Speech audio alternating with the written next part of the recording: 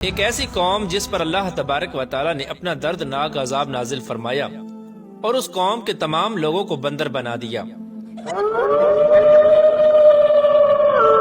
اس قوم کے لوگ کون سا ایسا گناہ کرتے تھے جس کی وجہ سے اللہ تبارک و تعالی نے ان پر دردناک عذاب نازل فرمایا، اور یہ لوگ بندر بننے کے بعد کتنی دیر زندہ رہے اور پھر ان کو کس قدر دردناک موت آئی۔ جب یہ لوگ بندر بن گئے تو یہ لوگ اپنے عزیز و اقارب کو دیکھ کر ان سے کیا کہتے تھے، اور کیا آج کے دور میں پائے جانے والے بندر اسی قوم کی نسل میں سے ہیں؟ ان تمام تر سوالات کے جوابات قرآن و حدیث کی روشنی میں آج کی اس ویڈیو میں ہم آپ کو بتائیں گے، لہٰذا آپ سے گزارش ہے کہ ہماری اس ویڈیو کو اینڈ تک ضرور دیکھیے گا۔ انسانوں کے بندر بننے کی ابتدا حضرت داؤد علیہ السلام کے دور سے ہوئی۔ اس واقعے کا پس منظر کچھ یوں ہے۔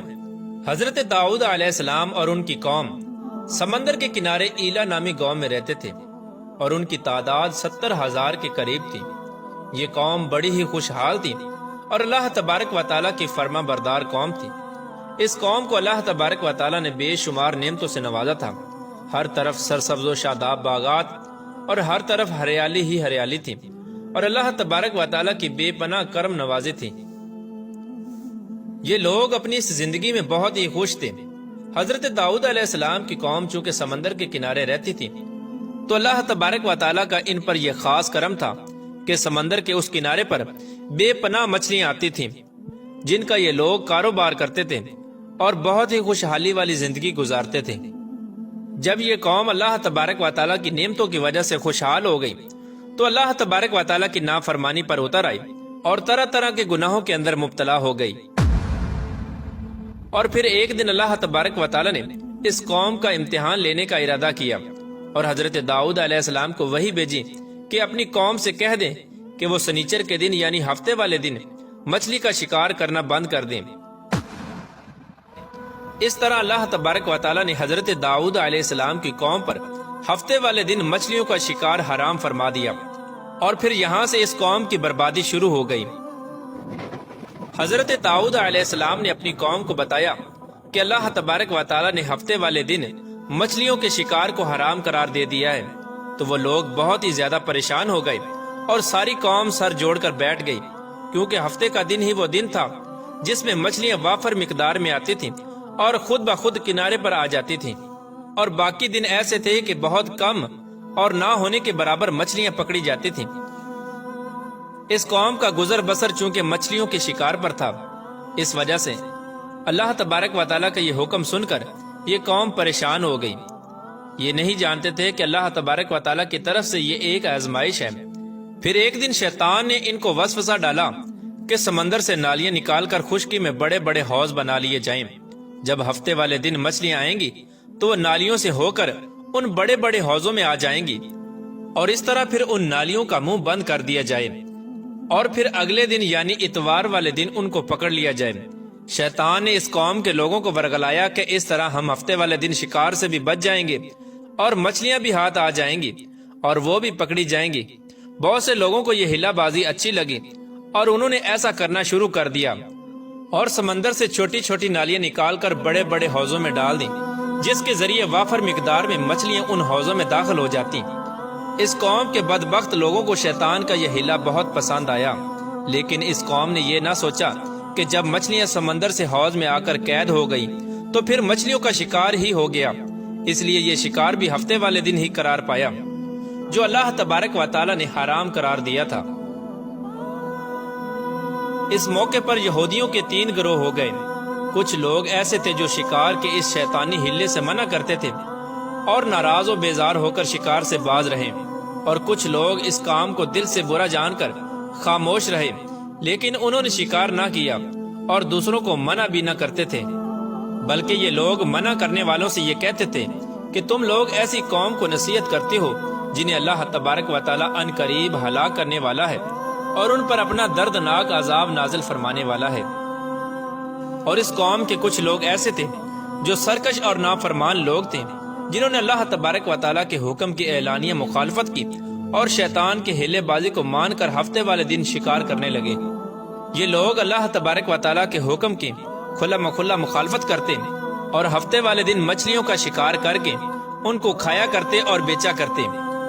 پیارے دوستو، حضرت داؤد علیہ السلام کی قوم کے 1200 ایسے نافرمان افراد تھے جو منع کرنے کے باوجود بھی ہفتے کو ان نالیوں کے ذریعے شکار کرتے رہے۔ حضرت داؤد علیہ السلام نے ان 1200 نافرمانوں کو اللہ تبارک و تعالیٰ کے عذاب سے ڈرایا کہ وہ اللہ تبارک و تعالیٰ کی اس نافرمانی سے باز آ جائیں، لیکن وہ لوگ باز نہ آئے اور کھلے عام شکار کرنے لگے۔ چنانچہ وہ لوگ جو اس بات کو برا جانتے تھے، ان لوگوں نے اپنے اور ان نافرمانوں کے درمیان ایک دیوار کھڑی کر دی، جس کی ایک طرف وہ 1200 نافرمان رہتے تھے اور دوسری طرف وہ لوگ تھے جو شکار سے باز رہے۔ حضرت داؤد علیہ السلام نے اپنی اس قوم کے نافرمانوں کو بارہا سمجھایا، لیکن یہ لوگ اپنی نافرمانی سے باز نہ آئے اور اسی طرح اللہ تبارک و تعالیٰ کی نافرمانی کرتے رہے اور شکار کرتے رہے۔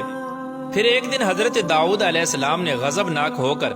شکار کرنے والوں پر لعنت فرما دی۔ اس کا اثر یہ ہوا کہ ایک دن خطا کاروں میں سے کوئی بھی اپنے گھر سے باہر نہ نکلا۔ یہ منظر دیکھ کر کچھ لوگ ان کی دیواروں پر چڑھ گئے تاکہ معلوم ہو سکے کہ وہ لوگ کس حال میں ہیں۔ جب ان لوگوں نے ان نافرمانوں کو دیکھا تو وہ سب کے سب بندر کی صورت میں مسخ ہو چکے تھے۔ اللہ تبارک و تعالیٰ نے ان کی نافرمانی کی وجہ سے ان پر اپنا دردناک عذاب نازل فرمایا اور ان کو انسانوں سے بندر بنا دیا۔ جب لوگ ان مجرموں کا دروازہ کھول کر ان کے گھر میں داخل ہوئے تو وہ بندر اپنے رشتہ داروں کو پہچانتے تھے اور ان کے پاس آ کر ان کے کپڑوں کو سونگھتے تھے اور زاروں کی طرح روتے تھے، لیکن وہ کچھ بول نہ سکتے تھے۔ اللہ تبارک و تعالیٰ کے ان نافرمان بندر بن جانے والے لوگوں کی تعداد 12,000 تھی۔ ان 12,000 لوگوں نے اللہ تبارک و تعالیٰ کی نافرمانی کی اور اللہ تبارک و تعالیٰ نے ان کو بندر بنا دیا، جس طرح کہ اللہ تبارک و تعالیٰ سورہ بقرہ میں ارشاد فرماتا ہے، اور بے شک ضرور تمہیں معلوم ہے تم میں کہ وہ جنہوں نے ہفتے میں سرکشی کی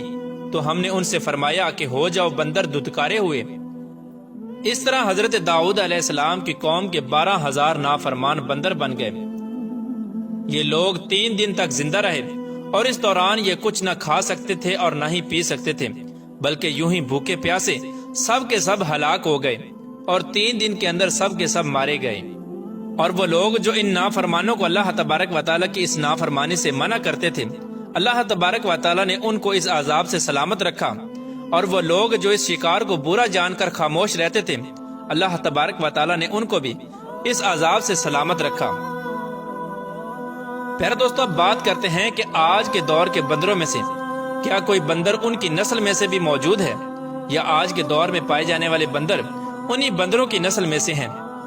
اس کے متعلق روایات میں آتا ہے کہ حضرت عبداللہ بن مسعود رضی اللہ تعالیٰ عنہ سے روایت ہے کہ حضور پاک صلی اللہ تعالیٰ علیہ وآلہ وسلم سے کسی نے سوال کیا کہ آج کے بندر کیا حضرت داؤد علیہ السلام کی قوم سے ہیں؟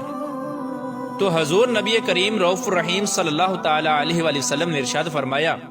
کہ اللہ تبارک و تعالیٰ جس قوم پر عذاب بھیجتا ہے یا ان کی شکلوں کو مسخ کرتا ہے تو یہ عذاب انہی پر ہوتا ہے جن پر وہ عذاب نازل ہوا تھا، اور اس کے بعد اللہ تبارک و تعالیٰ ان لوگوں کو ہلاک کر دیتا ہے اور ان کی آگے نسل نہیں بڑھتی۔ اس لیے یہ بات غلط ہے کہ کچھ لوگ یہ سوچتے ہیں کہ آج کے بندروں میں بھی حضرت داؤد علیہ السلام کی قوم کے بندر بننے والوں کی نسل موجود ہے۔ ایسا کچھ بھی نہیں ہے۔ وہ لوگ صرف اور صرف 3 دن زندہ رہے اور اس کے بعد سب کے سب ہلاک ہو گئے، اور اللہ